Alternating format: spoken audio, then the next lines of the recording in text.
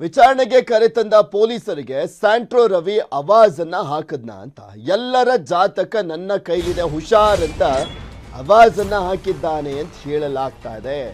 ಎಲ್ಲರ ಜಾತಕ ನನ್ನ ಹತ್ರ ಇದೆ, ಏನು ಮಾಡಬೇಕು ಅಂತ ನಂಗೆ ಗೊತ್ತಿದೆ ಅಂತ ಹೇಳ್ತಾನೆ ಅಂದ್ರೆ ಇನ್ನೆಷ್ಟರ ಮಟ್ಟಿಗೆ ಈತ ಎಲ್ಲರನ್ನೂ ಕೂಡ ಯೂಸ್ ಮಾಡ್ಕೊಂಡಿದ್ದ, ಎಲ್ಲರೂ ಕೂಡ ಇವನನ್ನು ಯೂಸ್ ಮಾಡ್ಕೊಂಡಿದ್ರು ಅನ್ನೋದು ಕೂಡ ಗೊತ್ತಾಗ್ತಾ ಇದೆ.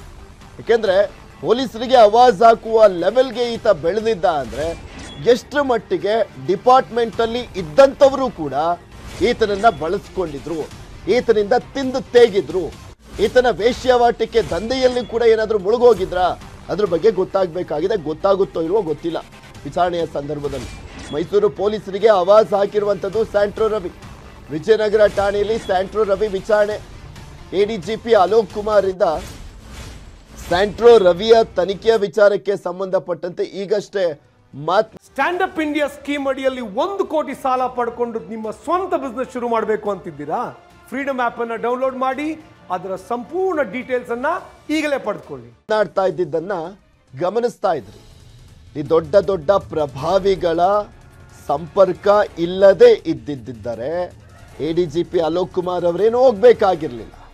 ಇಲ್ಲೇ ಸಹಜವಾಗಿ ಕುತೂಹಲದ ನಡೆಗಳು ಸಾಕಷ್ಟು ಅನುಮಾನಕ್ಕೆ ಎಡೆ ಮಾಡಿಕೊಡುವಂಥದ್ದು. ಎಡಿಜಿಪಿನೇ ಹೋಗ್ತಾರೆ, ಸ್ವತಃ ಅವರೇ ಮಾತನಾಡ್ತಾರೆ, ತನಿಖೆ ಬಗ್ಗೆ ಹೇಳ್ತಾರೆ ಅಂತ.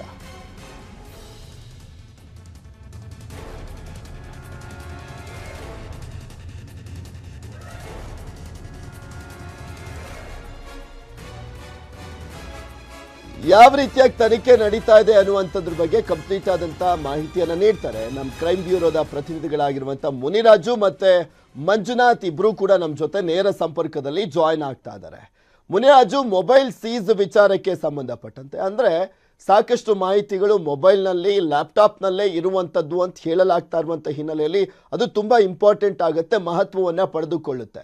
ಸೊ ಅದ್ರ ಬಗ್ಗೆ ಏನು ಅಪ್ಡೇಟ್ಸ್ ಲಭ್ಯವಾಗ್ತಾ ಇದೆ ಈ ಕ್ಷಣಕ್ಕೆ?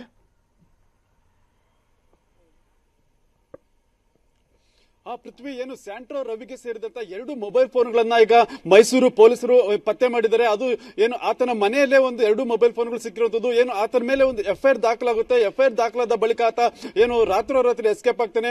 ಈ ಸಂದರ್ಭದಲ್ಲಿ ಮೊಬೈಲ್ ಫೋನ್ಗಳನ್ನ ಸ್ವಿಚ್ ಆಫ್ ಮಾಡಿ ತನ್ನ ಮನೆಯಲ್ಲೇ ಬಿಟ್ಟು ಎಸ್ಕೇಪ್ ಆಗಿದ್ದ. ಈಗ ನಿನ್ನೆ ಆತನನ್ನ ಬಂಧಿಸಿ ಕರ್ಕೊಂಡು ಬಂದ ಸಂದರ್ಭದಲ್ಲಿ ಪೊಲೀಸರು ಆತನಿಂದ ಮಾಹಿತಿ ಪಡಿತಾರೆ. ಯಾಕಂದ್ರೆ 2 ಮೊಬೈಲ್ ಫೋನ್ ಮತ್ತೆ ಲ್ಯಾಪ್ಟಾಪ್ ಆತನ ಒಂದು ಸ್ಪರ್ಧೆಯಲ್ಲಿ ಇರುತ್ತೆ. ಅದನ್ನ ಪ್ರಶ್ನೆ ಮಾಡಿದಾಗ ಮೊಬೈಲ್ ಫೋನ್ಗಳು ಮನೆಯಲ್ಲೇ ಇದೆ ಅಂತ ಹೇಳಿರ್ತಾನೆ. ನಂತರ ಕೂಡ ಆ ಒಂದು ಫೋನ್ಗಳನ್ನ ಪೊಲೀಸರು ವಶಕ್ಕೆ ಪಡ್ಕೊಂಡು ಒಂದು ಪರಿಶೀಲನೆ ಮಾಡ್ತಾರೆ. ಮತ್ತೆ ಸೀಕ್ರೆಟ್ ಲಾಕ್ಸ್ ಇರೋದ್ರಿಂದ ಅದನ್ನ ಡಿಕೋಡ್ ಮಾಡಿ ಈಗ ಅದನ್ನ ಮರು ಪರಿಶೀಲನೆ ಮಾಡೋ ಸಲುವಾಗಿ ಅದನ್ನ FSL ಗೆ ರವಾನೆ ಮಾಡೋದಕ್ಕೂ ಸಹ ಈಗ ಮೈಸೂರು ಪೊಲೀಸರು ಮುಂದಾಗ್ತಾ ಇದ್ದಾರೆ. ಮತ್ತೆ ಆತನ ಬಳಿಯ ಒಂದು ಪಾಸ್ವರ್ಡ್ ಅನ್ನ ಪಡ್ಕೊಂಡು ಆ ಮೊಬೈಲ್ ಗಳನ್ನ ಓಪನ್ ಮಾಡಿದ್ದಾರೆ.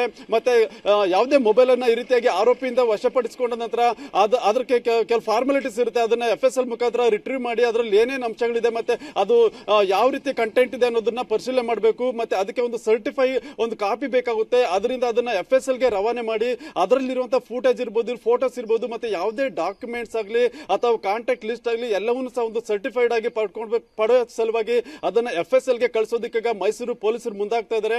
ಬಹುಶಃ ಇವತ್ತು ಅಥವಾ ನಾಳೆ ಅದನ್ನ FSL ಗೆ ರವಾನೆ ಮಾಡಿ ಅಲ್ಲಿ ಒಂದು ಕಂಪ್ಲೀಟ್ ಆಗಿ ಅದನ್ನ ಮೊಬೈಲ್ ಅನ್ನ ಜಾಲಾಡಿ ಅದರಲ್ಲಿ ಏನೇನಿದೆ ಆ ಎಲ್ಲ ಅಂಶಗಳನ್ನ ಹೊರ ಬಂದ ನಂತರ ಅದ್ರ ಮೇಲೆ ಒಂದು ಇನ್ವೆಸ್ಟಿಗೇಷನ್ ಮಾಡೋದಕ್ಕೆ ಈಗ ಪೊಲೀಸರು ಮುಂದಾಗ್ತಾ ಇರುವಂತದ್ದು. ಅಲ್ಲಿವರೆಗೂ ಈತನನ್ನ ವಿಚಾರಣೆ ಮಾಡಿ ಈತ ಏನೇನು ಮಾಹಿತಿಗಳು ಕೊಡ್ತಾನೆ ಅಥವಾ ಏನೇನು ಕೃತ್ಯಗಳ ಬಗ್ಗೆ ವಿವರಣೆ ಕೊಡ್ತಾನೆ ಅದ್ರ ಬಗ್ಗೆ ತನಿಖೆಯನ್ನ ಮಾಡ್ತಾ ಇರ್ತಾರೆ. ಪೃಥ್ವಿ. ಓಕೆ ಮುನಿರಾಜು, ಇನ್ನ ಮಂಜುನಾಥ್ ಕೂಡ ನಮ್ಮ ಪ್ರತಿನಿಧಿ ನೇರ ಸಂಪರ್ಕದಲ್ಲಿದ್ದಾರೆ. ಮಂಜುನಾಥ್, ನನಗೆ ಒಂದು ಕುತೂಹಲ ಈ ಪ್ರಕರಣದಲ್ಲಿ ಕಾಣಿಸ್ತಾ ಇರೋದು ಅಂದ್ರೆ ಅಲೋಕ್ ಕುಮಾರ್ ಅವರು ಮಾತನಾಡ್ಬೇಕಾದ್ರೆ ಜಸ್ಟ್ ಈಗಷ್ಟೇ ಹೇಳ್ತಾ ಇದ್ರು, ಇಲ್ಲಿ ವಿಜಯನಗರದಲ್ಲಿ ದಾಖಲಾಗಿದ್ದಲ್ಲ ಅಂದ್ರೆ ಅವ್ರ ಹೆಂಡತಿ ಕೊಟ್ಟಿರುವಂತ ದೂರಿನ ಆಧಾರದ ಮೇಲೆ ಫಸ್ಟ್ ತನಿಖೆಯನ್ನ ಮಾಡಲಾಗ್ತಾ ಇದೆ ಅಂತ. ಹಂಗಿದ್ದಿದ್ರೆ ADGP ಸೇರಿದಂತೆ SP ಗಳೆಲ್ಲರೂ ಕೂಡ ಈ ಪ್ರಕರಣದಲ್ಲಿ ಬಂದುಬಿಟ್ಟು ಅಷ್ಟೊಂದು ಮುತುವರ್ಜಿ ವಹಿಸ್ಬಿಟ್ಟು ಏನಾಗ್ತಾ ಇದೆ ಅಂತ ತನಿಖೆ ಬಗ್ಗೆ ಮಾಹಿತಿಯನ್ನು ಪಡ್ಕೊಳ್ತಾರೆ ಅಂದರೆ ಸಹಜವಾಗಿ ಅನುಮಾನಗಳಂತೂ ಕಾಡೇ ಕಾಡುತ್ತೆ. ಇದರ ಜೊತೆಗೆ ಈ ವಿಚಾರಣೆ ಮಾಡಬೇಕಾದ್ರೆ ಆವಾಜನ್ನು ಆಗ್ತಾ ಅನ್ನುವಂಥದ್ರ ಬಗ್ಗೆ ಮಾಹಿತಿ ಇದೆ. ಈಗ ತನಿಖೆ ಯಾವ ರೀತಿಯಾಗಿ ನಡೀತಾ ಇದೆ ಅಂತ ಏನಾದರೂ ಮಾಹಿತಿಯನ್ನು ಹೊರಬಿಟ್ಟಿದ್ದಾನ?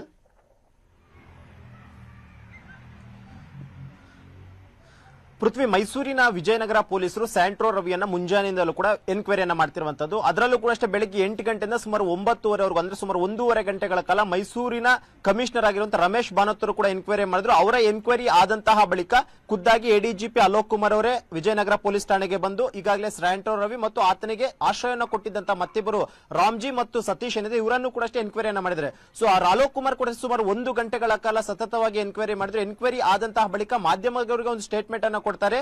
ಏನು ತನ್ನ ಹೆಂಡತಿ ಒಂದು ದೂರನ್ನ ಕೊಟ್ಟಿದ್ರು, ದೂರಿನ ಆಧಾರದ ಮೇಲೆ ನಾವು ಈಗಾಗಲೇ ಎನ್ಕ್ವೈರಿಯನ್ನ ಮಾಡಿದೀವಿ ಅಂತ. ಇದಕ್ಕೂ ಮುಂಚಿತವಾಗಿ ನಿನ್ನೆ ಏನು ಬೆಂಗಳೂರಿನ ಏರ್ಪೋರ್ಟ್ ನಿಂದ ಬೈ ರೋಡ್ ಮೈಸೂರು ಪೊಲೀಸರು ಆತನನ್ನ ಮೈಸೂರಿಗೆ ಕರ್ಕೊಂಡು ಬಂದಂತ ಟೈಮ್ ನಲ್ಲೂ ಕೂಡ ಅಷ್ಟೇ ಪೊಲೀಸರಿಗೆ ಒಂದಷ್ಟು ಅವಾಜ್ಗಳನ್ನ ಹಾಕಿರುವಂತದ್ದು. ಅಂದ್ರೆ ನನಗೆ ಎಲ್ಲರ ಒಂದು ಚರಿತ್ರೆಯನ್ನು ಕೂಡ ಗೊತ್ತು, ಯಾರು ಏನೇನ್ ಮಾಡಿದ್ರೆ ಪ್ರತಿಯೊಂದು ಕೂಡ ಎವಿಡೆನ್ಸ್ ನನ್ನ ಬಳಿ ಇದೆ, ನಾನು ಎಲ್ಲರ ಒಂದು ಚರಿತ್ರೆಯನ್ನು ಕೂಡ ಅಷ್ಟೇ ಬಿಚ್ಚಿಡ್ತೀನಿ ಅನ್ನುವಂತ ಒಂದು ರೀತಿಯಂತ ಅವಾಜ್ ಅನ್ನ ಹಾಕಿರುವಂತದ್ದು. ಜೊತೆಗೆ ನನ್ನನ್ನು ಇನ್ವೆಸ್ಟಿಗೇಷನ್ ಮಾಡಿದ್ರೆ ಯಾರೆಲ್ಲ ಹೆಸರುಗಳ ಹೊರಗಡೆ ಬರುತ್ತೆ ಅನ್ನೋದನ್ನು ಕೂಡ ಅಷ್ಟೇ ನೀವು ಮುಂದಿನ ತಿಂಗಳಲ್ಲಿ ನೋಡ್ತೀರಾ ಅನ್ನುವಂತ ಒಂದು ರೀತಿಯಾದಂತ ಒಂದು ಮೇರು ಧ್ವನಿಯಲ್ಲಿ ಆತ ಮಾತನಾಡಿರುವಂತದ್ದು. ಇದೆಲ್ಲವನ್ನೂ ಕೂಡ ಪರಿಗಣಿಸಿದಂತಹ ಮೈಸೂರು ಕಮಿಷನರ್ ಖುದ್ದು ರಮೇಶ್ ಬಾನೋತ್ ಅವರು ಇದೇ ಒಂದು ಕಾರಣಕ್ಕೋಸ್ಕರ ಬೆಳಿಗ್ಗೆ 8 ಗಂಟೆಗೆ ವಿಜಯನಗರ ಪೊಲೀಸ್ ಠಾಣೆಗೆ ಬರ್ತಾರೆ. ಬಂದು ಸ್ಯಾಂಟ್ರೋ ರವಿಯನ್ನ ಎನ್ಕ್ವೈರಿಯನ್ನು ಕೂಡ ಮಾಡ್ತಾರೆ. ಎನ್ಕ್ವೈರಿ ಟೈಮ್ ನಲ್ಲಿ ಆತ ಯಾವುದೇ ಒಂದು ವಿಚಾರವನ್ನು ಕೂಡ ಬಾಯಿ ಬಿಡ್ತಿಲ್ಲ. ಜೊತೆಗೆ ಆತನಿಗೆ ಶುಗರ್ ಇರುವಂತಹ ಕಾರಣಕ್ಕೋಸ್ಕರ ಪ್ರತಿಯೊಂದು ಗಂಟೆಗೂ ಒಂದೊಂದು ಇಂಜೆಕ್ಷನ್ ಮತ್ತು ಟ್ಯಾಬ್ಲೆಟ್ ಕೂಡ ಅವಶ್ಯಕತೆ ಇದೆ ಅನ್ನುವಂಥದ್ದನ್ನ ಬಿಟ್ರೆ ಉಳಿದಂತೆ ಈ ಒಂದು ಪ್ರಕರಣಕ್ಕೆ ಸಂಬಂಧಿಸಿದಂತೆ ಯಾವುದೇ ರೀತಿಯಂತ ಒಂದು ಸ್ಟೇಟ್ಮೆಂಟ್ ಅನ್ನು ಕೂಡ ಅಷ್ಟೇ ಆತ ಸರಿಯಾಗಿ ಕೊಡ್ತಿಲ್ಲ ಅನ್ನುವಂಥದ್ದು ಈಗಾಗಲೇ ಪೊಲೀಸರು ಹೇಳ್ತಿರುವಂತದ್ದು. ಇದರ ಜೊತೆಗೆ ಪ್ರಮುಖವಾಗಿ ರಾಮ್ಜಿ ಮತ್ತು ಸತೀಶ್ ಅಂತ ಇಬ್ಬರನ್ನು ಏನು ಈಗಾಗಲೇ ಗುಜರಾತ್ ನಿಂದ ಪೊಲೀಸರು ವಶಕ್ಕೆ ಪಡೆದು ಕರ್ಕೊಂಡು ಬಂದಿದ್ದಾರೆ, ಅವರು ಕೂಡ ಅಷ್ಟೇ ಆಶ್ರಯ ಕೊಟ್ಟಿದ್ವಿ ಅನ್ನೋದನ್ನು ಕೂಡ ಒಪ್ಕೊಂಡಿದ್ದಾರೆ. ಜೊತೆಗೆ ಅವರು ಸಿಮ್ ಕಾರ್ಡ್ ಆಗಿರ್ಬೋದು, ಮೊಬೈಲ್ ಫೋನ್ ಆಗಿರ್ಬೋದು ಮತ್ತು ಹಣದ ಅವಶ್ಯಕತೆ ಇದ್ದಂತ ವೇಳೆ ಅದನ್ನ ನಾವು ಅರೇಂಜ್ ಮಾಡ್ತಿದ್ವಿ. ಜೊತೆಗೆ ಗುಜರಾತ್ ನಲ್ಲಿ ಆತ ತಂಗೋದಕ್ಕೆ ಏನೆಲ್ಲ ವ್ಯವಸ್ಥೆಗಳು ಬೇಕೋ ಆ ಒಂದು ವ್ಯವಸ್ಥೆಯನ್ನು ಕೂಡ ನಾವು ಮಾಡ್ಕೊಂಡಿದ್ವಿ ಅನ್ನೋ ಒಂದು ಸ್ಟೇಟ್ಮೆಂಟ್ ಅನ್ನು ಕೂಡ ಅಷ್ಟೇ ಖುದ್ದಾಗಿ ಎಡಿಜಿಪಿ ಅಲೋಕ್ ಕುಮಾರ್ ಅವರ ಮುಂದೆ ಆ ಇಬ್ರು ಕೂಡ ಹೇಳಿರುವಂತದ್ದು. ಇಲ್ಲಿ ಪ್ರಮುಖವಾಗಿ ಪೊಲೀಸರಿಗೆ ಇನ್ವೆಸ್ಟಿಗೇಷನ್ ಮಾಡ್ತಿರುವಂತದ್ದು ಇಲ್ಲಿ ಪತ್ನಿ ಕೊಟ್ಟಿರುವಂತಹ ದೂರಿನನ್ವಯಗೂ ಕೂಡ ಒಂದಷ್ಟು ಸ್ಟೇಟ್ಮೆಂಟ್ ಗಳನ್ನ ದಾಖಲು ಮಾಡೋಕೆ ಪ್ರಯತ್ನವನ್ನ ಮಾಡ್ತಿದ್ರೆ, ಇದಕ್ಕಿಂತ ಇಂಪಾರ್ಟೆಂಟ್ ಆಗಿರುವಂತದ್ದು ಏನಂತಂದ್ರೆ ಆತ ಯಾರೆಲ್ಲರ ಜೊತೆ ಸಂಪರ್ಕದಲ್ಲಿದ್ದ ಮತ್ತು ಆತನ ಜೊತೆ ಯಾರ ಜೊತೆ ಮಾತನಾಡಿರುವಂತಹ ಆಡಿಯೋ ಕ್ಲಿಪ್ಗಳಾಗಿರ್ಬೋದು ಅಥವಾ ಒಂದಷ್ಟು ವರ್ಗಾವಣೆ ವಿಚಾರವಾಗಿ ಆತನ ಹಣಕಾಸಿನ ಬಗ್ಗೆ ಮಾತನಾಡಿದ ಅದರ ಒಂದು ಕ್ಲಿಪ್ಗಳಾಗಿರ್ಬೋದು, ಒಂದು ವೇಳೆ ಆತ ಆಫೀಸರ್ಸ್ ಅನ್ನ ವರ್ಗಾವಣೆ ಮಾಡಿಸಿದ್ದೇ ಆದಂತಹ ಪಕ್ಷದಲ್ಲಿ ಯಾರ ಒಂದು ಮುಖಾಂತರವಾಗಿ ಆತ ವರ್ಗಾವಣೆಯನ್ನು ಮಾಡಿಸ್ತಿದ್ದ, ಜೊತೆಗೆ ಯಾರಾದ್ರೂ ಹಿರಿಯ ಪೊಲಿಟಿಷಿಯನ್ ಗಳ ಸಂಪರ್ಕದಲ್ಲಿ ಆತ ಇದ್ನ ಅಥವಾ ಹೋಮ್ ಮಿನಿಸ್ಟರ್ ಆಗಿರ್ಬೋದು, ಸಿಎಂ ಆಗಿರ್ಬೋದು, ಇವರ ಸಂಪರ್ಕದಲ್ಲಿ ನಿರಂತರವಾಗಿ ಇದ್ನ ಮತ್ತು ಇವನ ಹಣತಿಯಂತೆ ಅವರು ಕೂಡ ಅಷ್ಟೇ ವರ್ಗಾವಣೆ ಮಾಡಿಸ್ತಿದ್ರ. ಹೀಗೆ ಸಾಕಷ್ಟು ರೀತಿಯಂತ ಒಂದಷ್ಟು ಅನುಮಾನಗಳಿದೆ. ಆ ಅನುಮಾನಗಳಿಗೆ ತೆರೆ ಕಾಣಬೇಕು ಅನ್ನೋ ಕಾರಣಕ್ಕೋಸ್ಕರ ಪೊಲೀಸರು ಆ ಒಂದು ಆಯಾಮದಲ್ಲಿ ಕೂಡ ಇನ್ವೆಸ್ಟಿಗೇಷನ್ ಅನ್ನು ಮಾಡ್ತಿದ್ದಾರೆ. ನೋಡೋಣ ಮಂಜು, ಎಷ್ಟು ಮಾಹಿತಿಗಳು ಹೊರಗೆ ಬರ್ತವೆ, ಎಷ್ಟು ಮಾಹಿತಿಗಳು ಅಲ್ಲೇ ಉದುಗೋಗ್ತವೆ ಅಂತ. ಥ್ಯಾಂಕ್ ಯು ನಿಮ್ಮೆಲ್ಲ ಮಾಹಿತಿಗಾಗಿ. ಮುನಿರಾಜು, ನಿಮಗೂ ಕೂಡ ಧನ್ಯವಾದ. ನಿಮ್ಮೆಲ್ಲ